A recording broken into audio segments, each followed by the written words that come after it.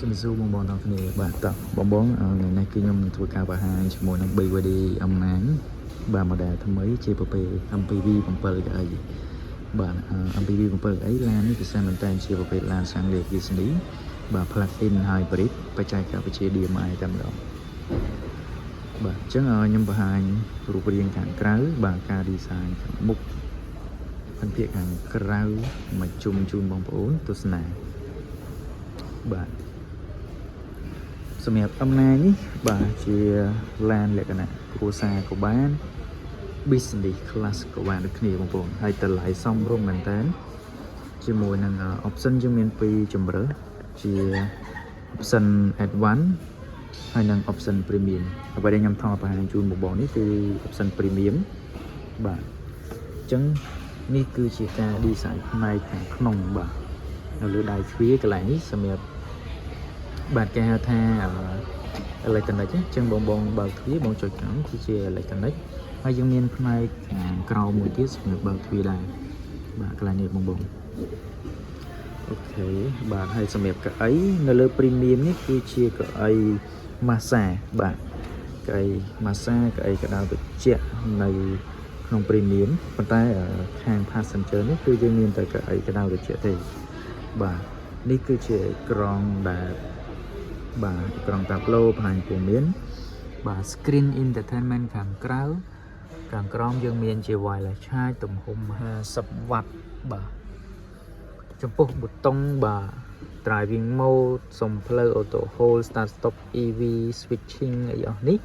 គឺនៅក្នុងខាងក្រោមនេះបងប្អូនបាទកន្លែងដាក់កំប៉ុងទឹកបាទនេះគឺសម្រាប់ដាក់អីវ៉ាន់អូខេបាទការ design ពណ៌ color ខាងក្នុងនេះគឺស្អាតសម្រាប់អារម្មណ៍របស់ខ្ញុំគឺប្លែកជាមួយនឹងពណ៌ប្រភេទសូកូឡានេះបងប្អូនលាជាមួយនឹងសដោះគោមើលទៅស្អាតមែនតើបាទភ្លើង dim បាទ speaker 12គ្រាប់ជាមួយនឹង M9 premium បាទអំណាញបាទនេះខ្ញុំបង្ហាញកៅអីជួរទី2បាទនេះគឺកៅអីជួរទី2ដែលយើងមានទាំងក្តៅត្រជាក់មានទាំងម៉ាស្សាបាទហើយកន្លែងនេះសម្រាប់យើង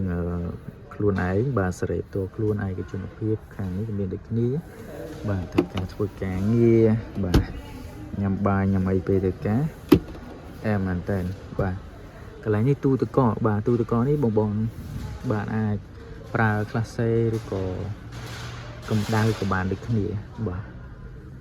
ផ្នែកខាងក្នុងបងបាទកៅអីជួរទី3យើងអាចធ្វើការបត់រៀបស្មើហើយដាក់អីវ៉ាន់បានបាទអញ្ចឹងសម្រាប់ premium បងសាកថ្មមកពេញអាចជិះបានរហូតដល់170គីឡូក្នុងលក្ខខណ្ឌបងកាច់មក EV mode បាទកាច់ EV mode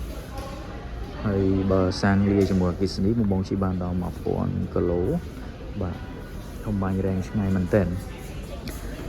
សម្រាប់ព័ត៌មានលម្អិតបាទបងអាចអញ្ជើញមកមើលនៅ showroom ផ្ទាល់បានរបស់ BYD បាទបច្ចុប្បន្នឡាននេះគឺយើងមាន stock ចូលមកហើយបាទព្រោះដោយសារតែយើងចាប់ផ្ដើមជាមួយនឹងការប្រគល់ជូនអតិថិជនដើម្បីប្រើប្រាស់ដូចគ្នាបងចាប់អារម្មណ៍អាចអញ្ជើញមកមើលបានតម្លៃសមរម្យមែនតើបាទតម្លៃយើងមានពី option 50000ជាងជាមួយនឹង60000ជាងបាទអរគុណច្រើនបាយបាយបងមានចំណងអាចធ្វើការ comment សួរបាន